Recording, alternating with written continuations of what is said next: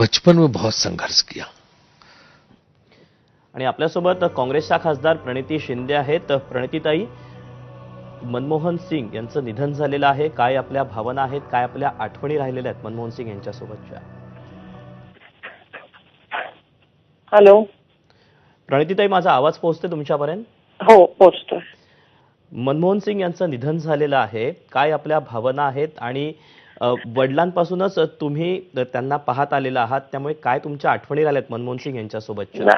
अतिशय दुःखद अशी बातमी. आत्ताच आम्ही सगळे CWC मीटिंग मध्ये होतो आणि तिथे महात्मा गांधीजींचे 100 वर्ष AICC प्रेसिडेंट म्हणून त्याचा आम्ही ते साजरे करत होतो. मनमोहन सिंग साहेबांचा अनेकदा उल्लेख केला. कोणाला माहिती होतं की काही क्षणातच आम्हाला त्यांना परत श्रद्धांजली व्हावी लागेल. विश्वास बसत नाहीये की ते नाही आहेत. एक प्रधानमंत्रीच नाही, उत्कृष्ट प्रधानमंत्रीच नाही, पण एक जगात एक उत्कृष्ट असे अर्थतज्ञ म्हणून ते त्यांचं नाव होतं. भारताला अतिशय स्थिर इकॉनॉमी, जगभरात रिसेशन होतं तरी मनमोहन सिंग साहेबांच्या पॉलिसीमुळे भारत स्थिर राहिला त्यावेळेस.